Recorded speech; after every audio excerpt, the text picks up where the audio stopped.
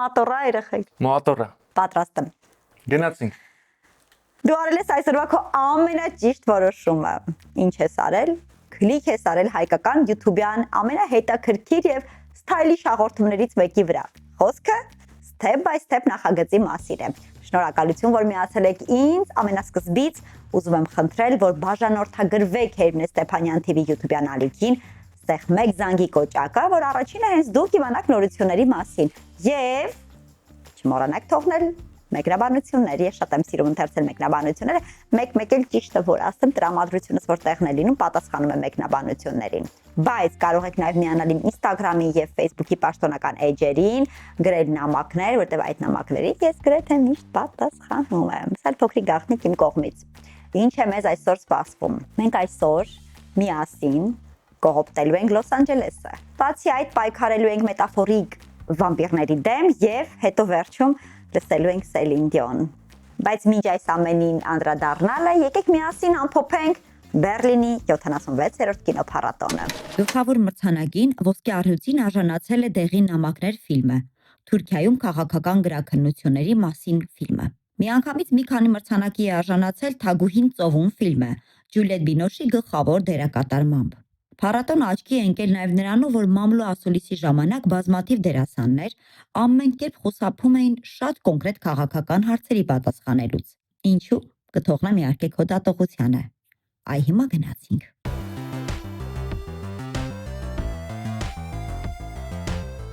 Վաղուց է ինչ հայտ ֆիլմեր չենք նայել, որտեղ էքշնի եւ ինտրիգների պակաս չկա։ Եվ ահա Amazon-ը որոշել է նվերանել բոլոր այն մարդկանց, ովքեր սիրում են կողոպուտի մասին ֆիլմեր։ Ես ինքս օրինակ շատ եմ սիրում։ Եվ այս պահին Հայաստանի գրեթե բոլոր կինոթատրոնների էկրաններին կարող եք դիտել Crime 101 կամ հայկական վարձույթում հայտնի Կողոպուտ Լոս Անջելեսում ֆիլմը։ Հիմա ավելի մանրամասն։ Մայք Դեյվիսը հաջողված կողոպուտների վարպետ է։ Նա ոչ մի հետք չի թողնում եւ ուրվականի պես աննկատ է։ Դեյվիսը պլանավորում է իր վերջին կողոպուտն անել, մինչև թոշակի անցնելը։ Ու այդ գործի համար համագործակցում է ապահովագրության գործակալ Շերոնի հետ։ Դեյվիսի վերջին առաքելությունն այնքան էլ հեշտ չի լինելու, որովհետև դետեկտիվ Լու Լուբեսնիկը կասկածում է, որ նրա կողմից կատարված բոլոր հանցանքները միևնույն ձեռագիրն ունեն, ու ցանկացած պահի կարող է հետքի վրա դուրս գալ։ Այս երեք կերպարները հայտնվում են մուկնուկատու խաղի մեջ, որին ավելանում է նաև Մայքի նոր մրցակիցը՝ Օրմոնը, որի տարբերությունները անհոգ է ու անսանձ։ Դրանցից յուրաքանչյուրի համար այդ վտանգավոր խաղը կարող է ճակատագրական հետևանք ունենալ։ Ֆիլմի քասթում են Քրիս Հեմսվորթը, Հոլի Բերին, Մարկ Ռաֆելոն եւ Բարի Կյոգանը։ Քրիս Հեմսվորթի բախտը բերել է, որ նա լավ վարորդ է։ Սա իհարկե ըստ ռեժիսորի։ Հետաքրքիրը այն է, որ Crime 101 ֆիլմում մենք կտեսնենք բազմաթիվ տեսարաններ, որտեղ մեքենաները մեկը մյուսից բազանց է կատարում, բախվում են, վթարի են ենթարկվում, եւ հետաքրքրականը այն է, որ նկարահանվել են այս տեսարանները ոչ թե տաղավարում, այլ նկարահանվել են Լոս Անջելեսի ամենաքաոտիկ փողոցներից մեկում, 101 պողոտայում։ Սա իհարկե Լոս Անջելեսի բնակիչները միանգամից տեսնում եւ հասկանում են, իսկ մեզ դա նկատելը մի փոքր բարդ է, բայց արի ուտես, որ այո, նկարահանվել է հենց Պողոտայում։ Պետք է ասել, որ գլխավոր դերակատարը իհարկե ունեցել է դուբլյոր, ով հնարքներից մի քանիսը կատարել է, բայց նաև հերոսն է կարողացել որոշ հնարքներ անել, ինչը շատ հետաքրքրական է։ Ֆիլմի գլխավոր 4 դերասաններին ոչ միայն կապում է Կողոպուտ Լոս Անջելեսում ֆիլմը, այլ նաև այն, որ նրանք եղել են Մարվելի սիրված կերպարները։ 3 տղամարդիկ՝ Մարվելի Տորը, Հալքն ու Դրուինգն են, իսկ միակ ու անկրկնելի Հոլի Բերին Ստորմը։ Այս ֆիլմը միանշանակ ունի բոլոր հայտ ֆիլմերին բնորոշ լարվածությունը, բայց ի տարբերություն դրանց դանդաղ զարգացում ու կտրուկ կուլմինացիա ունի։ Ֆիլմի իմաստը ոչ թե զուտ դիտարժանություն ապահովելն է, այլ գլխավոր հերոսի առասպելը բացահայտելը։ Նայելու ընթացքում խորանում ես հանցագործի հոգեբանության, նրա դրդապատճառների մեջ ու միաժամանակ հիանում Լոս Անջելեսի գեղեցիկ տեսարժան վայրերով։ Դե ինչ կհանդիպենք կինոթատրոնում։ Դե կարող է իրար չհանդիպենք իհարկե, բայց կարող ենք բոլորս նայել նույն ֆիլմը։ Խոսքս Կողոպուտ Լոս Անջելեսում ֆիլմի մասին է Հայաստանի գրեթե բոլոր կինոթատրոններում։ Մանրամասները նկարագրության մեջ կգտնես։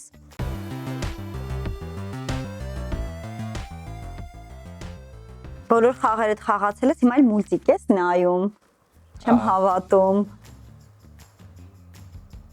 Disney, Pixar։ Այս ուրեմն հաստատ լավ բան է։ Նայ, օրինակ մարդիկ կան, հատկապես խոսքս չափահաս մարդկանց մասին է, որ ասում են ես մուլտ չեմ նայում։ Մուլտերը երեխեքի համար են։ Արի լինենք անկեղծ, ես որ ավելի շատ կնայի Berserk-ը։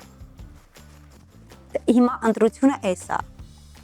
Դե հա ինչ արա։ Հոգին, որովհետեւ ես հիմա Բայց Berserk-ն եմ էլի սիրում ուզում հենց եմ։ այս մուլտի մասին եմ պատմելու, իրականում այս մուլտը կարող էր շատ ավելի ճանաչվել եւ շատ ավելի շատ սիրվել, եթե չլիներ COVID-ի ժամանակահատվածը, երբ մարդիկ ամբողջ օրը ընտանիքով նայում էին քարտե տնա Casa de Papel իսպանական։ Դու նայել ես։ Իսկ այս մուլտը նայել ես։ Չէ։ Նոր ես նայում։ Հա։ Դե ստիպված ես նայում։ Ստիպված եմ նայում։ Որովհետև մենք պիտի հաղորդման մեջ խոսենք այս մուլտի մասին, հիմա ստիպված նայում ես։ Հա։ Բայց ես հիմա ինչ որ կպատմեմ, դրանից հետո ես վստահ եմ, որ դու ինքնակամ կնայես ես։ Շատ սիրուն եւ շատ նուրբ ֆիլմ է։ Պատմեմ։ Բայց պատմի։ Չորաճճի ես դու։ 2000 թվականի Soul Hockey ֆիլմը պատմում է երաժշտության ուսուցիչ Ջո Գարդների մասին։ Նա միշտ երազել է պրոֆեսիոնալ ջազ երաժիշտ լինելու մասին, բայց քայլեր չի ձեռնարկել այդ երազանքին հասնելու համար։ Երբ առիթ է լինում հանդիպել հայտնի ջազ երաժիշտ Դորոթեա Ուիլյամսին, Ջոն նվագում է նրա համար ու այնքան տպավորում, որ տեղ է ստանում նրա ջազ քառյակում։ Այս հաջողությունից ոգևորված անուշադիր Ջոն ընկնում է փոստն ու համարյա մահանում։ Ջոն հայտնվում է հաջորդ կյանքի ճանապարհին, բայց ամեն ինչ անում է մահից փրկվելու համար։ Դա նրան տանում է մեկ այլ աշխարհ, որտեղ դեռևս չծնված մարդկանց հոգիները նախապատրաստվում են կյանքին, ստանալով իրենց բնավորության գծերն ու այսպես կոչված կայծը։ Ջոն այստեղ հանդիպում է հոգի համար 22-ին, որը հազարամյակներ շարունակ հրաժարվում է ծնվել, որովհետև նրան չի հաջողվում իր կայծը գտնել։ Ջոն որոշում է օգնել նրան, որ ինքն էլ կարողանա վերադառնալ կյանք։ Վերակենդանանալու գործերով գլուխը կորցրած Ջոն սովորում է կյանքի ամենակարևոր դասերից մեկը, որի մասին բոլորս հաճախ չենք մտածում։ Ֆիլմի գլխավոր հերոսին հնչյունավորել է Ջեյմի Ֆոքսը։ Դերասանի կարիերայում Ջոն առաջին ջազ երաժիշտը չէ։ Նա հայտնի է նաև Ռեյ Չարլզի մասին ֆիլմում իր լեգենդար կատարմամբ։ Ֆիլմի ստեղծողները կարևորել են ջազը հնարավորինս ճշգրիտ ներկայացնելն ու երկար ուսումնասիրել են, թե ինչպես են ջազ երաժիշտները շարժվում եւ թե ինչպիսի պատմություն ունի ժանրը։ Այս դու տեսար ինչ հետաքրքիր բաներ կար կապված այս մուլտի հետ։ Նայ, ուրեմն սա երևի թե ամենաայսպես cute մուլտֆիլմերից մեկն է, ինչի եմ ասում cute, որովհետև երեխաները որ նայում են, միշտ այսպես ժպիտ, ծիծաղ, բայց մեծերը որ նայում են, երևի ինքդ էլ համոզվեցիր, նույնիսկ sense պահա գալիս սկսում ես հուզվել, արցունքներ են ի հայտ գալիս, որովհետև հասկանում ես թե ինչքան կարևոր է փոքր բաներից ուրախանալը եւ գնահատել փոքր բաները, որ տեղի են ունենում մեր կյանքում, որովհետև տենց հա չէ, ինչքան մեծանում ես, այդքան սկսում ես այդ փոքր բաներից չուրախանալ, չֆիքսվել, ու տենց մեծ բաների ես անընդհատ սպասում։ Ու սկսում ես մոռանալ, որ մեր կյանքի մեծ իրադարձությունները շատ հաճախ կառուցված են լինում հենց փոքր քայլերից, ինչը որ մենք տեսնում ենք այս ֆիլմում։ Որը պետք է նկատել ու դրանով ոգևորվել։ Ասա որ ֆիլմը համոզում է այս հարցում։ Հա, համաձայն եմ, համոզում։ Ուրախանում եմ, որ քեզ մի հարցում համոզում եմ։ Իսկ դուք նկարագրության մեջ ավելի մանրամասն կգտնեք մուլտֆիլմի մասին։ Շատ տարօրինակ բան է կատարվում հիմա։ Խաղը կա, բայց հայկը չկա։ Կա հայկի հոգին է խաղում։ Հայկ։ Սարսափ ֆիլմ է, էլի, այս պահին խաղը կա, խաղացողը չկա։ Այսինքն էլ նկարահանվում են սարսափ ֆիլմերը։ Իմիջայլոց դուք կարծում եք, որ բավական է միայն լավ ֆիլմ նկարել եւ հաստատ կստանա այդ ֆիլմը որևէ մրցանակ։ Բայց արի ու տես, որ միայն լավ ֆիլմ նկարելը չի նշանակում, որ անպայման մրցանակ է ստանալու։ Որովհետև շատ ժամանակ, հատկապես երբ մի փոքր ուսումնասիրում ես, հասկանում ես, որ ֆիլմի ժանրը կապ ունի։ Արդյոք այդ ժանրը պոպուլյար է մրցանակաբաշխություններում, թե ոչ։ Խոսքս հատկապես սարսափ ժանրի ֆիլմերի մասին է։ Եթե ուսումնասիրեք, կհասկանաք, որ սարսափ ժանրում շատ քիչ է պատահում, որ ֆիլմը ստանա որևէ կարևոր մրցանակ։ Հայ դու այս ամբողջ ընթացքում էստեղ էիր։ Հա։ Հա, իսկ ես գիտես չէ, ինձ թվում էր Սարսափ ֆիլմի մեջ եմ խաղը գնում է դու չկաս։ Բայց ամենաահավորը այն չէր, որ սա կարող էր լինել Սարսափ ֆիլմ։ Ամենաահավորն էր, որ մենք Օսկար չէինք ստանա։ Գիտես ինչի։ Դու վստահ ես, որ մենք Օսկար ենք ստանալու։ Նա հիմա վստահ եմ, որ չենք ստանալու, որովհետև Օսկարը Սարսափ ֆիլմերին գրեթե մրցանակ չի տալիս, նույնիսկ եթե դերասանական խաղը ֆանտաստիկ է։ Հա, դա ինչի՞ց է։ Հիմա կիմանանք։ Օսկարի պատմության ընթացքում լավագույն կինոնկար անվանակարգում նոմինացված Սարսափ ֆիլմերի քանակը 10-ի չի հասնում։ 6-րդ զգայարան,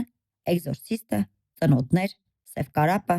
Դուրս կորիր ու Սուբստանցիա։ Կանոնի ամենամեծ բացառությունը Գառների լռությունը ֆիլմն է, որը հաղթել է 5 գլխավոր անվանակարգերում։ Այն դեռևս միակն է, որ նման հաջողություն է գրանցել։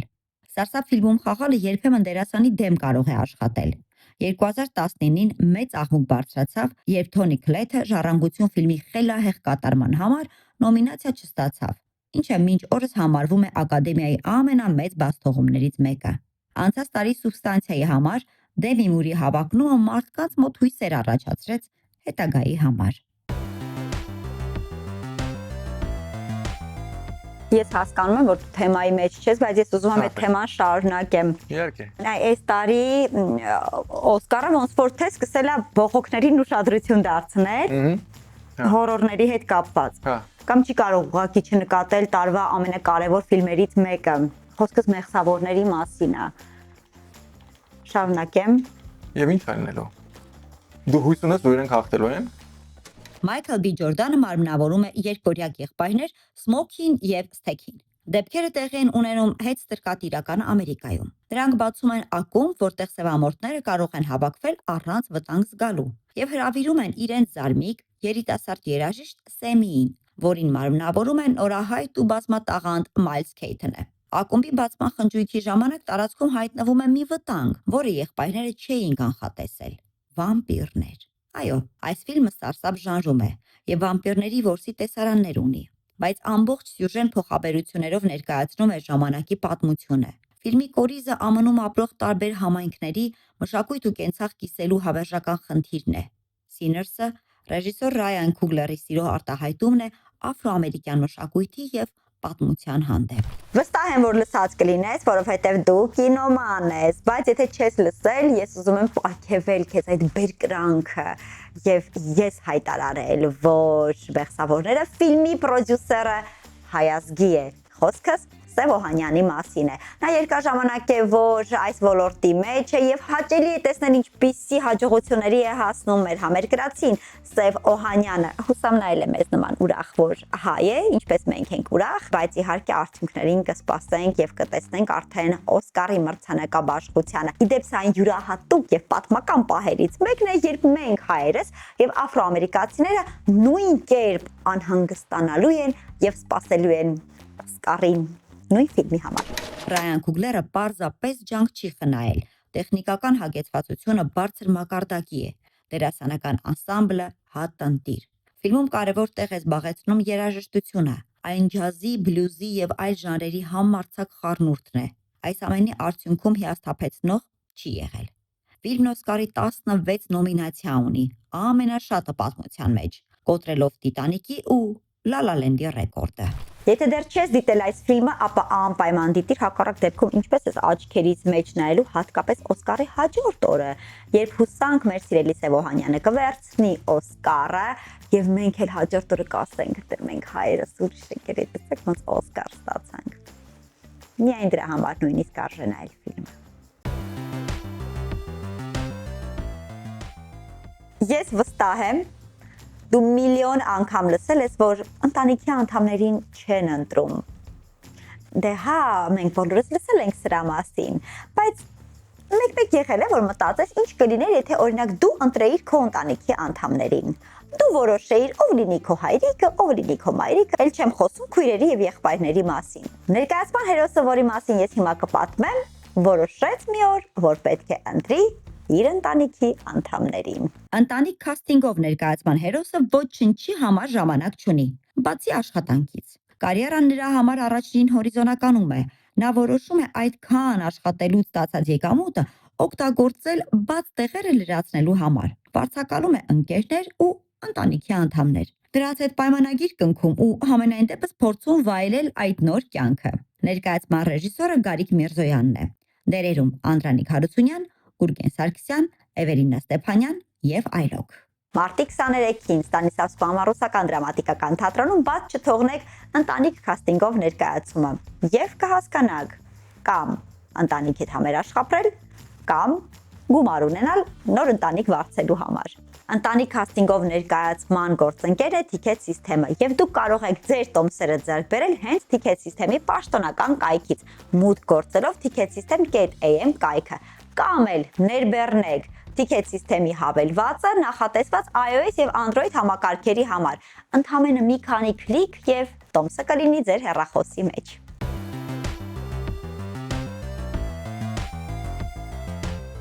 Չեմ խանգարի մի հատ հարց տամ։ Ամենևին։ Մարտի 8-ին ինչ պլաններ ունես։ Ազատ եմ։ Օ, սիրելի կանայք եւ աղջիկներ, Հայկը մարտի 8-ին ազատ է։ Իսկ կան քո կյանքում կանայք, ում դու կուզեիր մարտի 8-ին որևէ տեղ հրավիրել, բայց Այո։ Վանաձոր։ Շատ են։ Կգան Վանաձոր։ Խնդիր չկա։ Իսկ ունես Վանաձորից կին ընկերներ կամ գուցե հավանած աղջիկներ, ում կհրավիրես Վանաձորում լավ երեկո անցկացնել մարտի 8-ին։ Հարթումից հետո կգտնեմ։ Սիրելի Մինչև կանայք եւ մարտի 8-ը։ աղջիկներ, ովքեր ապրում են Վանաձորում, դուք կարող եք գտնել Հայկին եւ առաջարկել, որ երեկոն անցկացնեք հենց ձեր սիրելի քաղաքում։ Ազիզ։ Գրիգը գնում է Վանաձոր։ Հայտնի ու սիրված կատակերգուի սուպեր գրիգ ստենդափ ներկայացման հաջորդ կանգառը Հյուսիսում է լինելու։ Կատակներ հարաբերությունների, առօրյայի ու ամեն ինչի մասին։ Տոնական տրամադրությունն ու ծիծաղի չափաբաժինն ապահովված են։ Միջոցառումը տեղի կունենա Լոռի կինոթատրոնում հենց կանանց տոնին։ Դարարամ, դարարարարարարարարամ, դարարամ, լարարարարարարարամ, դարարամ, դարարամ, լարարարհո։ Սելին Ձիոն Ստեփանյան, Հերմինե Սելի Ստեփանյան։ Բայց եթե երաժշտության սիրահար ես եւ սիրում ես սիրային բալադների երգչուհուն, խոսքը Սելին Դիոնի մասին է, ապա քեզ կհետաքրքրի հենց այս միջոցառումը։ Արամ Խաչատրյան համերգասրահում անցկացվելու է Սելին Դիոնին նվիրված համերգ։ Նրա ամենահայտնի երգերը կկատարվեն Հայաստանի ազգային ֆիլհարմոնիկ նվագախմբի եւ հրավիրյալ մենակատարներ Սյուզաննա Մելքոնյանի եւ Սեջալի կողմից։ Դիրիժորը Էդուարդ Թոփչյանն է։ Մարտի 8 Արամ Խաչատրյան համերգասրահ ժամը 19:00։ Իսկ եթե մարտի 8-ը արդեն պլանավորել ես, բայց միևնույն է, ուզում ես մյուս շաբաթ ինչ-որ մի հավես բան անել, մի հետաքրքիր փաստով կիսվեմ։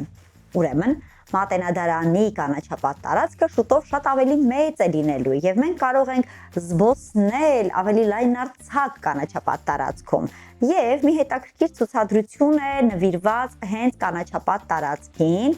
որը մեզ ցույց կտա թե ինչպիսին է լինելու այդ հատվածը։ Մատենադարանը, Armenia Tree Project-ն ու ԱՀԱ կոլեկտիվը համատեղ ուժերով անցկացնում են Այգ է բացվում։ Մատենադարանի այգու տեսլականը։ Այս խորագրով ցուցադրությունը։ Միջոցառումը ներկայացնում է նոյեմբերին կայացած ստեղծագործական workshop-ի արդյունքները։ 39 տարբեր բեքգրաունդների տերմարդիկ, ճարտարապետներ, դիզայներներ, արվեստաբաններ համախմբվել են համայնքային տարածքները բոլորին հասանելի դարձնելու եւ քաղաքի բարելավման գաղափարի շուրջ։ Նրանք հետազոտություններ են անցկացրել ու մշակել 3 տեսլական, որոնք արդեն հանձնվել են Երևանի բնակիչների դատին։ Մատենադարանը հարուստ մատենաշար ունի։ Բնականաբար դռների ներսում պահվող գիտելիքը նոր այգու մաս է կազմելու։ Այն զարդարելու են հայկական յուրահատուկ բուսատեսակներ, ինչի շնորհիվ Մատենադարանի ներսում անցկացվող ամեն էքսկուրսիա կշարունակվի նաև դրսում։ Ցուցադրությունը բաց է մինչև մարտի 6-ը, երեքշաբթիից շաբաթ ժամը 19-ից 18 Մատենադարանում։ Առաջարկում եմ բաց չթողնել եւ տեսնել ցուցադրությունը, որից հետո արդեն սպասել ավելի լայնարձակ պրոմենադների, զբոսանքների։ Նախաճաշ Tiffany մոտ գիրքը շատ երկրպագուներ ունի, որովհետև շատ թեթև է, եւ հեշտ է կարդացվում։ Բայց այդ անջատեք էլի, որովհետեւ մենք այսօր Թրումեն Կապոտեի մեկ այլ ստեղծագործության մասին ենք խոսելու, որտեղ բոլորովին այլ իրավիճակ է, վարդագույն բաժակն էլ դուր Հայկ ջան։ Դուր հաջորդ ստեղծագործության հետ ընդհանրապես կապ չունի։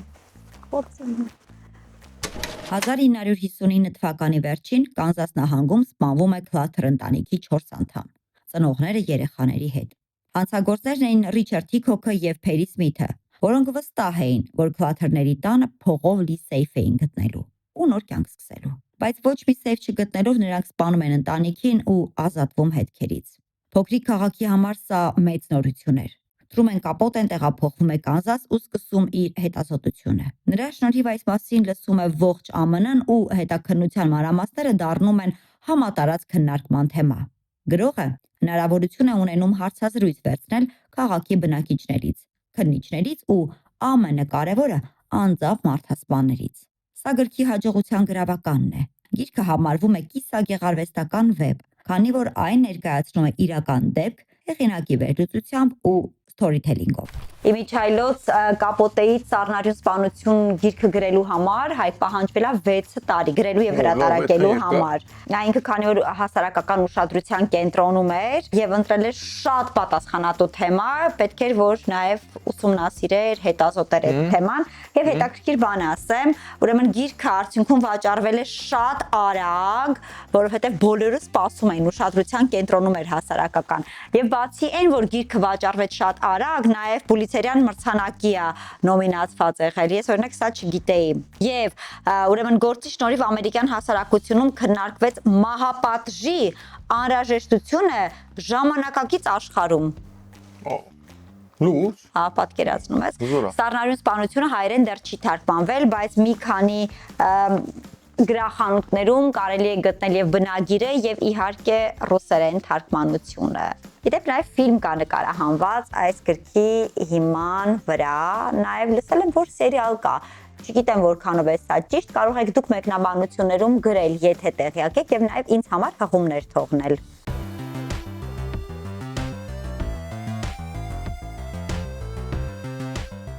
Ավարտին մոտեցավ քո ամենասիրելի նախագծերից մեկը, Step by Step-ը, ինչ եմ ասում, ամենասիրելի, որ սկսես մտածել, որ քո ամենասիրելի նախագծերից մեկն է եւ ուղարկես քո ընկերներին։ Այսօրվա համար այսքանը, կարծում եմ լավ հագեցած շաբաթ կարող եք ունենալ, եթե հետևեք իմ բոլոր խորհուրդներին եւ ունենաք որակյալ